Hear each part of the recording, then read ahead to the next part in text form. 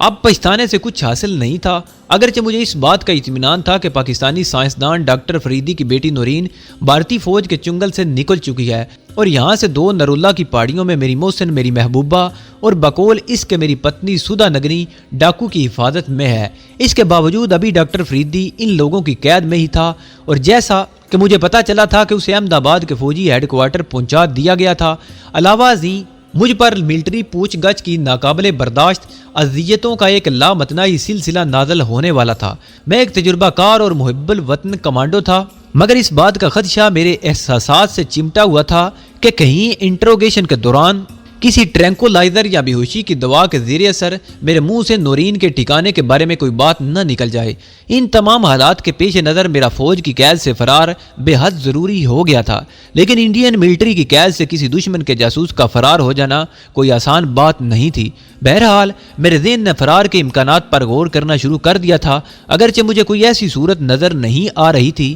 ایک بات کا مجھے یقین تھا کہ کیپٹن گپتا صرف آج کی رات مجھے کوارٹر گارڈ میں رکھے گا اور صبح ہوتے ہی فوجی گارڈ کی حفاظت میں شاید ہیڈ کوارٹر کی طرف روانہ کر دے، لیکن دوسرے دن معلوم ہوا کہ ایک پاکستانی جاسوس سے قیمتی راز اگلوانے کا کریڈٹ وہ خود لینا چاہتا تھا۔ چنانچہ دوسرے روز اس کے حکم سے مجھے رکھیل پور والی کمانڈ پوسٹ کے تہہ خانے میں اس کوٹری میں بند کر دیا گیا جہاں اس سے پہلے پاکستانی سائنسدان ڈاکٹر فریدی اور اس کی بیٹی نورین کو رکھا گیا تھا۔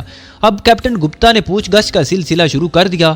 پہلے 2 روز تو مجھے مارا پیٹا گیا اور میں نے ایک ہی رٹ لگائے رکھی کہ میں پاکستانی جاسوس نہیں ہوں، سوراشٹر کا رہنے والا غریب نوجوان ہوں، مگر کیپٹن گپتا کے حکم سے 2 فوجی مجھے چھت سے الٹا لٹکا کر گھونسوں سے میری پٹائی کرتے رہے۔ رات کو مجھے چھت کے رسے سے اتار کر فرش پر لٹا دیا گیا اور ایک مرہٹا فوجی نے میری گردن پر اپنا بھاری بوٹ رکھ کر دبانا شروع کر دیا اور دوسرا فوجی میرے جسم کے نازک حصوں پر جلتا ہوا سگریٹ سلگانے لگا۔ میری چیخیں نکل گئی۔ بنگالی کیپٹن نے میری پسلیوں میں زور سے ٹھوکر ماری اور کہا، پاکستانی مفرور لڑکی کہاں ہے؟ اب بھی بتا دو تو میں تمہاری معافی کا ذمہ لے لیتا ہوں، تمہیں ہم خود پاکستان کا بارڈر کراس کرا دیں گے۔ میں نے کراتے ہوئے کہا، صاحب جی میں بے قصور ہوں، میں تو آپ کا سیوک ہوں، جاسوس نہیں ہوں صاحب جی۔ یہ سنتے ہی ایک بار پھر مجھ پر لاتوں اور گونسوں کی بارش شروع ہو گئی۔ ساری رات نیم بے ہوشی کی حالت میں پڑا رہا۔ دوسرے روز مجھے اذیت کا نشانہ نہیں بنایا گیا تھا۔ تیسرے دن پھر بنگالی کیپٹن میرے سر پر موجود تھا۔ یوں ہی 2 ہفتے گزر گئے۔ میرے جسم کو دھن کر رکھ دیا گیا، ایک آنکھ سوج گئی تھی۔ دن کو ایک بار مجھے کھانے کو ایک سوکھی روٹی اور پانی کی طرح پتلی دال دی جاتی تھی۔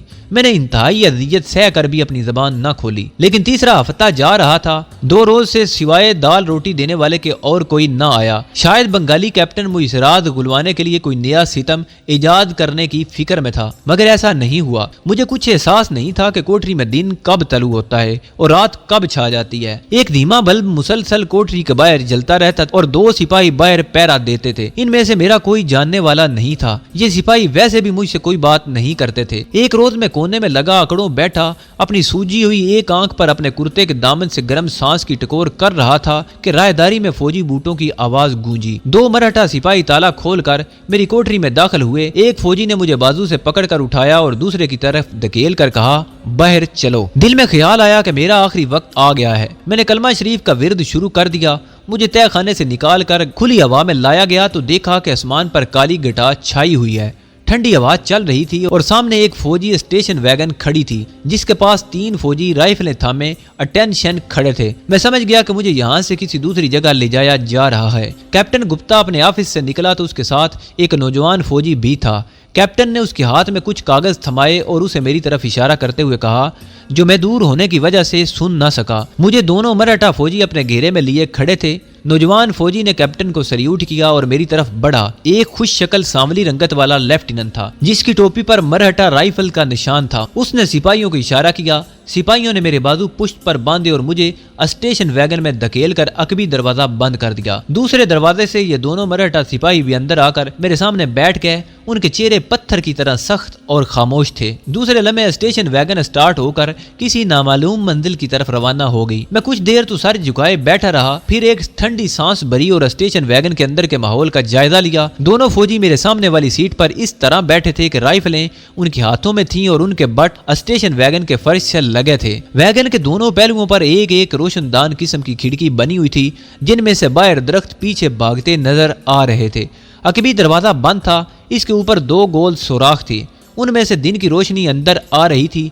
इस किस्म के 2 रोशनदान मेरे पीछे वाली साइड में भी थे। मैं महज आदत से मजबूर होकर ये सब कुछ देखने लगा था, वरना इस वैगन से फरार का तसव्वुर भी मैं अपने ज़हन में नहीं ला सकता था। एक तो वैगन बंद थी, फिर मेरे दोनों हाथ मेरी पीठ पर बंधे थे। इस पर सितम बलाए सितम ये कि 2 चाको चबंद मरहटा फौजी मेरे सामने राइफलें लिए बैठे थे। मैंने ये सोचकर सब्र किया कि अब ये मुझ पर क्या जुल्म करेंगे, जो होगा देखा जाएगा। मुझे मौत मंजूर है, मगर जबान से एक लफ्ज भी नहीं उगलूंगा। फौजी वैगन कच्चे रास्ते से निकलकर अब पक्की सड़क पर आ गई थी। इसका रुख शमाल मगरब की तरफ था और ये सड़क अहमदाबाद शहर की तरफ जाती थी। हो सकता है मुझे अहमदाबाद शहर के किसी फौजी इंटेरोगेशन सेंटर में मुंतकिल किया जा रहा हो। मैं सोच रहा था और फौजी वैगन छोटे छोटे कस्बों को पीछे छोड़ती भागी जा रही थी। फिर ऐसा हुआ कि वैगन की छत पर बारिश की बूंदों के गिरने की आवाज आने लगी। बारिश शुरू हो गई थी।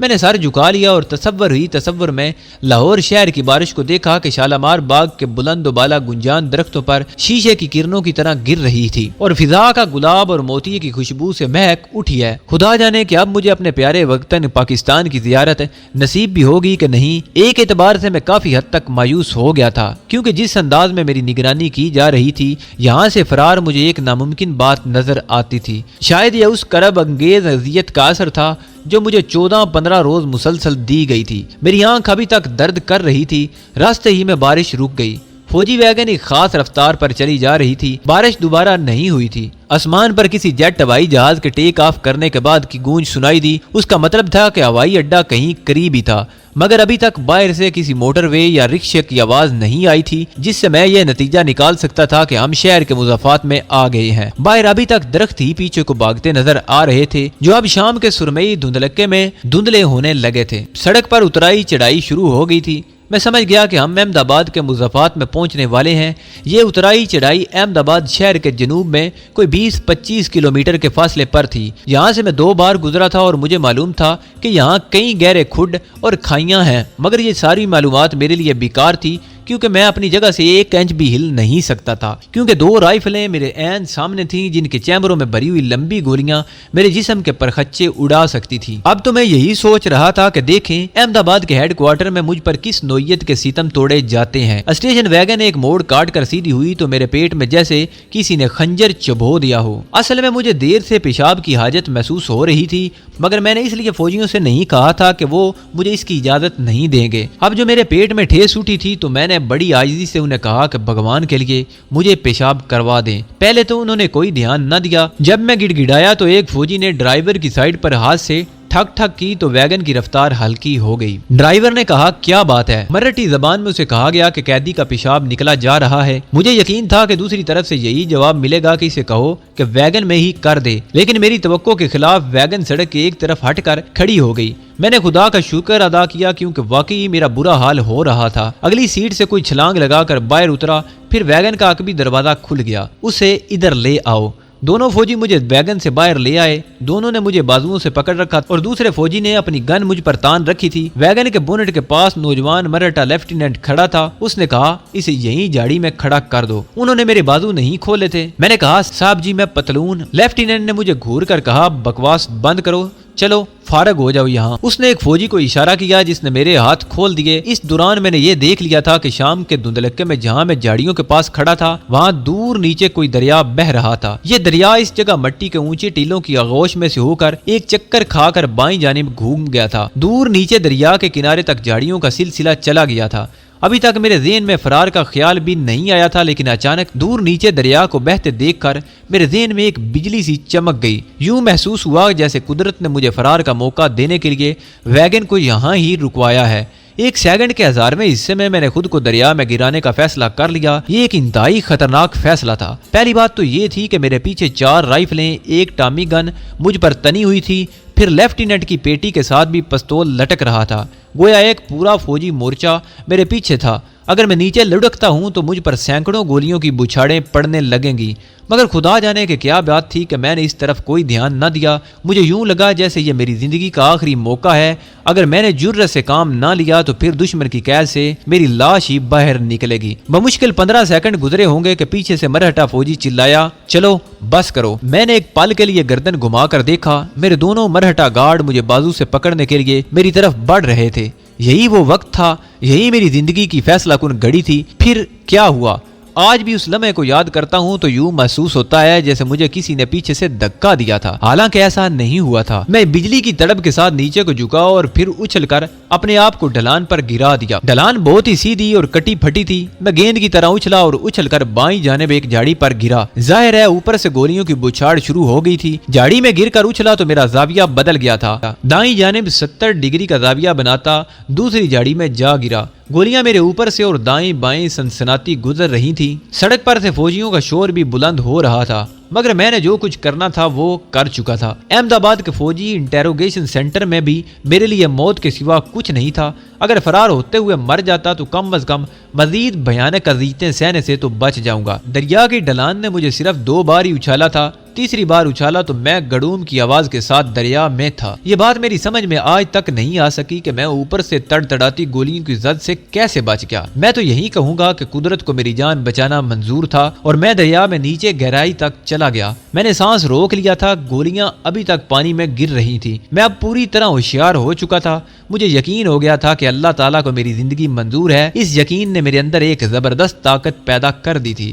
میں نے اپنے آپ کو پانی کے اندر ہی اندر ایک جھٹکے سے سیدھا کر لیا اور پانی کے اندر ہی تیرنا شروع کر دیا۔ میرا مقصد صرف اتنا تھا کہ میں دریا میں پانی کے اندر ہی اندر جتنی دور تک نکل سکوں نکل جاؤں۔ میں دیر تک سانس روکے پانی کے اندر ہی اندر تیزی سے آگے نکلتا چلا گیا۔ اس طرح تیرنے میں دریا کا بہاؤ بھی میری مدد کر رہا تھا۔ مجھے معلوم تھا کہ آگے دریا گھوم کر ٹیلے کی اوٹ میں چلا جاتا ہے۔ اب میرے سانس نے جواب دے دیا۔ میرے پھیپھڑوں میں بھری ہوئی ہوا بھی مجھے اوپر کی طرف لانے لگی تھی۔ میں نے جھٹکا دے کر اپنے آپ کو سیدھا کیا اور پھر میرا سر پانی کی سطح سے باہر نکل آیا۔ مجھے جو پہلی چیز نظر آئی وہ دور اوپر دریا کے پل کی ایک طرف جلتی روشنیاں تھی۔ خدا جانے یہ کس چیز کی روشنی تھی۔ گولیوں کے دھماکوں سے شام کی فضا ابھی تک گونج رہی تھی۔ دریا ٹیلے کی اوٹ میں ہو گیا اور میں بھی اس کے ساتھ ہی دریا کے پل سے اجل ہو گیا۔ مجھے دور اوپر فوجی سٹیشن ویگن کے سٹارٹ ہو کر تیزی سے چلنے کی آواز سنائی دی۔ گولیوں کی آواز بند ہو گئی تھی۔ مرہٹا فوجی شاید اوپر سے ہو کر دریا کے آگے آنے والے تھے۔ پانی کا بہاؤ یہاں کافی تیز تھا اور مجھے آگے بہنے کے لیے زیادہ سخت محنت نہیں کرنی پڑ رہی تھی۔ سب سے زیادہ خوش قسمتی کی بات یہ تھی کہ اب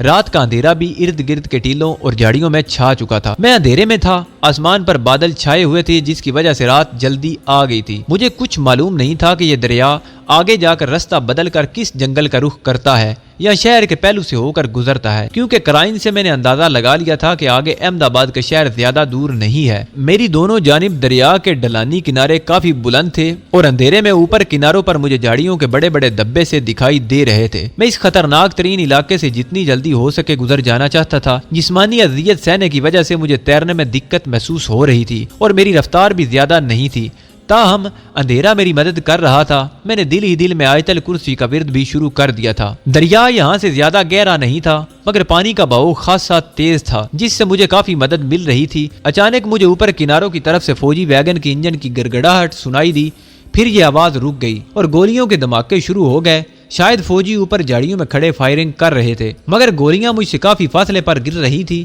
میں آہستہ آہستہ تیرتا ہوا اسی کنارے کی طرف آ گیا جس کنارے کے اوپر سے فائرنگ ہو رہی تھی۔ اس طرح میں فائر کے کور میں آ گیا۔ اگر دن کی روشنی ہوتی تو میں مرہٹا ریجمنٹ کے فوجیوں کو ضرور نظر آ جاتا اور پھر میری کھوپڑی پاش پاش ہو جاتی، لیکن اندھیرے میں وہ لوگ مجھے نہیں دیکھ سکتے تھے۔ ان کے پاس کوئی سرچ لائٹ تو تھی نہیں کہ اس کی مدد سے مجھے دیکھ سکتے۔ دریا ٹیلوں کی آغوش سے نکل آیا تھا اور اس کا پاٹ چوڑا ہونے لگا تھا۔ پاٹ کے چوڑا ہو جانے سے کنارے دور ہٹنے لگے۔ میں اب تیرتے تیرتے تھک چکا تھا اور پھر میں گولیوں کی زد سے کسی حد تک محفوظ ہو گیا تھا۔ چنانچہ میں نے اپنے آپ کو دریا کی اندھیری سطح پر بالکل سیدھا لٹا دیا اور سانس کو ایک دم سے پھیپھڑوں میں بھر لیا۔ اب میں ایک تختے کی طرح دریا کے بہاؤ کی جانب بڑھنے لگا۔ میں نے آہستہ آہستہ سانس چھوڑا اور پھر سانس بھر لیا۔ یوں چند لمحوں میں ایک لاش کی طرح دریا کی سطح پر تیرنے لگا۔ میرا جسم بالکل ساکت تھا اور لہریں اپنے تیز بہاؤ میں مجھے آگے لیے جا رہی تھی۔ دریا کے کنارے اب مجھ سے کافی دور ہو گئے تھے۔ گولیوں کی آواز رک گئی تھی۔ جس جگہ میں لہروں پر سیدھا لیٹا تھا شاید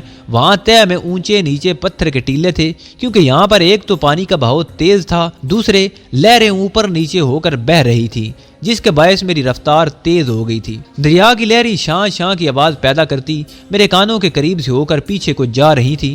آیت الکرسی کا ورد جاری تھا۔ یہ دریا سمندر کو جاتا تھا یا آگے جا کر کسی دوسرے دریا میں مل جاتا تھا، مجھے اس کا کچھ علم نہ تھا۔ مجھے صرف اس بات کی خوشی تھی کہ میں انڈین ملٹری کی دی جانے والی اذیتوں سے بچ گیا تھا، اگرچہ میں ابھی تک دشمن کے خطرناک ترین علاقے میں تھا۔ میرے کانوں میں ایک مانوس سی آواز آئی۔ پہلے تو میں یہ سمجھا کہ شاید یہ آگے موجوں کے کسی بڑے بھنور کی صدائے آب ہے، لیکن بہت جلد یہ راز کھل گیا اور اس معمے کے حل ہوتے ہی میرے دل نے زور زور سے دھڑکنا شروع کر دیا۔ اب مجھے اپنی بائیں جانب آسمان کی تاریکی میں دور بلندی پر ایک ہیلی کاپٹر کی نیلی اور سرخ روشنیاں نظر آئیں۔ یقیناً یہ فوجی ہیلی کاپٹر تھا جو میری تلاش میں اڑایا گیا تھا۔ مجھے معلوم تھا کہ ابھی اس میں سے سرچ لائٹ کی روشنی نکل کر دریا پر پڑے گی اور اگر میں انہیں نظر آ گیا تو مجھ پر اوپر سے مشین گن کا فائر کھول دیا جائے گا۔ میں نے لیٹے ہی لیٹے ایک جھٹکے کے ساتھ اپنے آپ کو کنارے کی طرف دھکیلنا شروع کیا۔ دریا کی لہروں نے آہستہ آہستہ میرا رخ کنارے کی طرف کر دیا۔ اتنے میں وہی ہوا جس کا مجھے ڈر تھا۔ ہیلی کاپٹر سے روشنی کا ایک دائرہ نکل کر دریا کی سطح پر پڑا اور دریا کا وہ علاقہ روشن ہو گیا۔ ہیلی کاپٹر ایک دائرے کی شکل میں دریا کے اوپر چکر لگانے لگا۔ اب وہ نیچے آ گیا تھا۔ روشنی کا دائرہ میری طرف آ رہا تھا۔ میں چوکس ہو گیا۔ یہ دائرہ مجھ سے چند گز کے فاصلے پر تھا کہ میں نے دریا میں ڈبکی لگا دی۔ جب میں نے دوبارہ پانی سے سر باہر نکالا تو ہیلی کاپٹر آسمان پر دور جا چکا تھا اور اب ایک چکر لگا کر دوبارہ میری طرف بڑھ رہا تھا۔ جب اس کی روشنی قریب آئی تو میں نے ایک بار پھر غوطہ لگایا۔ مجھے پانی کے اندر ہی گولیوں کے دھماکوں کی آوازیں آنے لگی۔ یہ ہیلی کاپٹر کی ہیوی مشین گن کی فائرنگ تھی۔ میں نے دل ہی دل میں خدا سے دعا مانگی کہ اللہ میری زندگی تیرے سپرد ہے، تو ہی مجھے ان دشمنوں سے بچا سکتا ہے۔ دوسری بار سانس کی مدت پوری ہو جانے کے بعد میں نے سر پانی سے باہر نکالا تو میرے قریب ہی گولیوں کی بچھاڑ پڑی، لیکن میں روشنی کے دائرے میں نہیں تھا۔ یہی میری سب سے بڑی خوش قسمتی تھی، مگر روشنی مجھ سے چند گز دور ہی تھی۔ میں نے سانس کھینچ کر ایک بار پھر ڈبکی لگا دی۔ دریا کے اندر ہی اندر میں اپنے ہاتھ پاؤں کو تیزی سے چلانے لگا، جتنی جلدی آگے نکل سکوں نکل جاؤں۔ میں نے اپنا رخ دریا کے کنارے کی طرف کر رکھا تھا۔ اب جو میں نے اپنا سر پانی سے باہر نکالا تو مجھے اس ساحل کے درختوں کی سیاہ دیوار نظر آئی۔ یہ سیاہ دیوار مجھ سے زیادہ دور نہیں تھی، تاہم میں اس طرف جاتے ہوئے گھبرا رہا تھا کیونکہ ہو سکتا تھا وہاں دشمن موجود ہو، اگرچہ اس طرف سے ابھی تک ایک گولی بھی نہیں چلی تھی۔ میں نے محسوس کیا کہ میرا جسم تھکن سے چور ہونے لگا ہے اور میں زیادہ دور تک مردہ تاری بھی نہ لگا سکوں گا، کیونکہ مردہ تاری میں بھی سانس کا ایک خاص رفتار پر رکھنا پڑتا ہے اور میرا سانس پہلے ہی پھولا ہوا تھا۔ فوجی ہیلی کاپٹر ابھی تک دریا کے پاٹ کے درمیان عین اوپر اسی طرح چکر لگا رہا تھا اور اس کی سرچ مجھے دریا کے وسط میں ہی تلاش کر رہی تھی۔ پھر ہیلی کاپٹر نے غوطہ لگایا اور دریا کے دوسرے کنارے کی طرف چلا گیا۔ وہ دریا کی سطح کے کافی قریب آ کر مجھے تلاش کر رہا تھا۔ میرے دیکھتے ہی دیکھتے کچھ دور جانے کے بعد ہیلی کاپٹر نے اپنا رخ اس کنارے کی طرف کر لیا جدھر میں تیر رہا تھا۔ مصیبت اب مجھ پر بھی نازل ہونے والی تھی۔ ہیلی کاپٹر نیم دائرے میں گھوم کر شور مچاتا گڑ گڑاتا میرے قریب آ گیا۔ روشنی کا دائرہ اس کے ساتھ ہی دریا پر چل رہا تھا۔ میں نے غوطہ لگا دیا۔ مجھے پانی کے اندر ہیلی کاپٹر کی زبردست گڑ گڑاہٹ سنائی دی۔ وہ میرے اوپر سے ہو کر گزر گیا۔ جب یہ آواز ذرا دور چلی گئی تو میں نے سر پانی سے باہر نکال کر سانس چھوڑا اور پھر فوراً ہی سانس بھر لیا۔ ہیلی کاپٹر دوسرے کنارے کی طرف گھوم کر جا رہا تھا۔ کمبخت ابھی تک اس کے واپس جانے کے آثار نہیں تھے اور میں بار بار پانی میں غوطہ لگانے اور باہر سر نکالنے کا زیادہ دیر تک خطرہ مول نہیں لے سکتا تھا۔ دریا کے اپنے والے کنارے کے بارے میں مجھے تسلی ہو چکی تھی کہ ادھر کوئی سپاہی نہیں ہے، کیونکہ ایک تو یہ کنارہ گھنے جنگل میں تھا، دوسرے اس طرف ابھی تک ایک فائر بھی نہیں کیا گیا تھا۔ میں اپنے آپ کو کنارے کی طرف دھکیلنے لگا۔ میں کنارے کی دریائی جھاڑیوں میں اپنے آپ کو چھپا کر کچھ دیر کے لیے سانس لینا چاہتا تھا۔ میری مہارت نے مجھے چند لمحوں میں دریا کے کنارے پر پہنچا دیا۔ یہ دلدلی کنارہ تھا اور یہاں جب میں نے کھڑے ہونے کی کوشش کی تو میرے دونوں پاؤں دلدل میں گھس گئے۔ یہ ایک نئی مصیبت کا سامنا تھا۔ دلدل کا شکار ہونے سے بچنے کی ترکیب مجھے دوران ٹریننگ بتاتے ہوئے انسٹرکٹر نے بتایا تھا کہ اگر کبھی دلدل میں گر پڑوں تو بھول کر بھی چلنے کی کوشش نہ کرنا، بلکہ دلدل میں گرتے ہی پہلا کام یہ کرنا کہ بجائے ایک پاؤں دلدل سے باہر نکالنے کی کوشش کے اپنے اوپر والے دھڑ کو بھی دلدل کے اوپر گرا دینا اور پھر بازوؤں کو دلدل پر اس طرح چلانا شروع کر دینا جیسے تم پانی میں تیر رہے ہو۔ یوں تمہارے پاؤں اپنے آپ دلدل سے باہر نکل آئیں گے اور تم بے شک جونک کی چال سے ہی مگر دلدل کے اوپر سے آگے کی جانب کھسکنے لگو گے۔ ٹریننگ کی حد تک تو یہ نسخہ بڑا اچھا تھا، مگر اس وقت عملی پوزیشن کی بات دوسری تھی۔ پھر بھی چونکہ دلدل مجھے نیچے کھینچ رہی تھی، اسی لیے میں نے فوراً اپنے آپ کو بالکل سینے کے رخ دلدل پر گرا دیا اور اپنے کاندھوں کو یوں آگے کی جانب آہستہ آہستہ دھکیلنے لگا جس طرح کوئی مچھلی کیچڑ میں تیرنے کی کوشش کرتی ہو۔ اس سے بس یہی ایک فائدہ ہوا کہ میں دلدل میں اترنے سے بچ گیا۔ اب میں بالکل کسی گیلی لکڑی کی طرح دلدل پر پڑا تھا۔ اب میرے ارد گرد گہرا سناٹا اور تاریکی تھی۔ اس سناٹے میں دریا کی بہتی لہروں کی ہلکی ہلکی سرسراہٹ صاف سنائی دے رہی تھی، جو دلدل میں ایک طرح کے خوف کو جنم دے رہی تھی۔ دریا کے پاٹ پر بھی اندھیرا چھا گیا تھا، آسمان ابھی تک بادلوں میں ڈھکا تھا اور کہیں کوئی ستارہ نہیں چمک رہا تھا۔ میں نے اپنا ایک گال دلدل کی سطح پر رکھ دیا اور بڑی آہستہ سے سانس لے رہا تھا تاکہ میرے جسم پر ہوا کا دباؤ نہ پڑے، کیونکہ یہ دباؤ مجھے دلدل میں نیچے لے جا سکتا تھا۔ لیکن میں زیادہ دیر تک اس حالت میں نہیں رہ سکتا تھا، کیونکہ جب بھی میں پھیپھڑوں میں سانس بھرتا جسم معمولی سے جھٹکے کے ساتھ دلدل میں تھوڑا سا اتر جاتا تھا۔ میں نے گڑ گڑا کر خدا کے حضور دعا مانگی، اے قادر مطلق، اگر مجھے دشمن کی گولیوں سے بچا لیا ہے تو اب اس دلدل کی تاریکی موت سے بھی بچا لے۔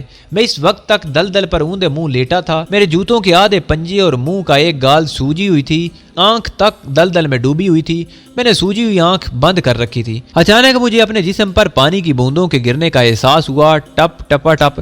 یہ بارش کی بوندیں تھیں۔ میری بائیں جانب کی آنکھ کھلی تو میں بہت ہی چھوٹے چھوٹے سانس لے رہا تھا۔ مجھے آسمان پر ہلکی سی چمک نظر آئی، یہ بجلی کی چمک تھی۔ تھوڑی دیر بعد بادلوں میں معمولی سی گرج پیدا ہوئی، اس کے بعد بارش شروع ہو گئی۔ کسی وقت دریا کی کوئی لہر میرے پاؤں کے جوتوں کو چھو کر آگے نکل جاتی تھی۔ اب جو بجلی چمکی تو اس کنارے کے درختوں اور جھاڑیوں میں چکا چوند پیدا ہو گئی۔ اس کے چند سیکنڈ بعد زبردست کڑاکا ہوا اور بارش ایک دم تیز ہو گئی۔ یہ ایک طرح سے میرے لیے باران رحمت تھی، کیونکہ بہت جلد میرے ارد گرد دلدل میں پانی آ گیا اور اب دریا کی لہروں نے مجھے دلدل سے اتنا آزاد کر دیا کہ میں سانپ کی طرح رینگ کر آگے کھسک سکتا تھا۔ میرے نیچے پانی تھا، میں نے سانپ کی طرح آگے کھسکنا شروع کر دیا۔ آگے دریائی سرکنڈے آ گئے۔ ان سرکنڈوں میں آگے کھسکنا نسبتاً آسان تھا۔ یوں تھکا دینے والی جان لیوا جدوجہد کے بعد آخر میں کنارے کی جھاڑیوں کے پاس پہنچ گیا، جو آدھی دریا میں ڈوبی ہوئی تھی، مگر یہاں دریا کا پانی نہیں تھا۔ اوپر کنارے سے بارش کا پانی نیچے آبشار کی طرح گر رہا تھا۔ میں ان جھاڑیوں میں لوٹ پوٹ ہو کر اٹھ کھڑا ہوا۔ یہ اتنا بڑا مارکا تھا کہ مجھے یوں لگا جیسے زندگی میں پہلی بار کھڑا ہونے کا حسرت اگیں تجربہ کر رہا ہوں۔ دلدل کی موت سے بچ نکلنے کے بعد ایک بار پھر مجھ پر انڈین ملٹری کا خوف طاری ہو گیا۔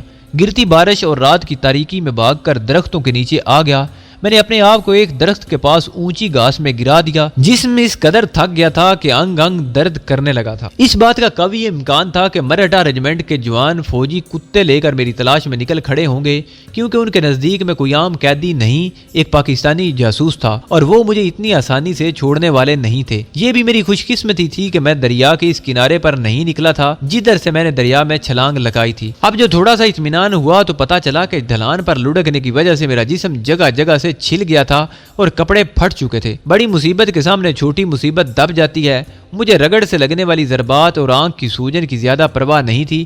اس وقت مجھے سب سے بڑی پریشانی یہ تھی کہ مرہٹا ریجمنٹ کے فوجی میری تلاش میں دریا کے اس ساحل پر بھی عنقریب پھیل جائیں گے اور پھر فوجی کتوں کی مدد سے میرا گھیرا تنگ کرنا شروع کر دیں گے۔ میرے پکڑے جانے کا امکان زیادہ تھا۔ میں اگرچہ کسی گنجان شہر کی آبادی میں فرار ہوتا، وہاں میرا سراغ لگانا دشوار تھا، لیکن میں ان فوجیوں کے سامنے دریا میں کودا تھا اور میں نے یہی کوشش کی ہوگی کہ جلد سے جلد کنارے پر نکل آؤں۔ فوجی آپریشن کا حلقہ بہت وسیع ہوتا ہے اور انہیں دشمن کو جنگلوں میں تلاش کرنے کی خصوصی ٹریننگ دی گئی ہوتی ہے۔ یہ سارے امکانات اور خدشے مجھے پریشان بھی کر رہے تھے اور دلی دل میں ان کا توڑ بھی سوچ رہا تھا۔ بارش اس طرح موسلا دھار ہو رہی تھی کہ گھنے درخت کے نیچے بیٹھے ہونے کی وجہ سے میں بارش کی براہ راست زد سے بچا ہوا تھا، مگر شاخوں میں سے بارش کی بوندیں مسلسل مجھ پر ٹپک رہی تھی۔ یہاں میرے لیے زیادہ دیر بیٹھے رہنا خطرناک تھا۔ کچھ دیر بعد بارش کی شدت میں فرق آ گیا۔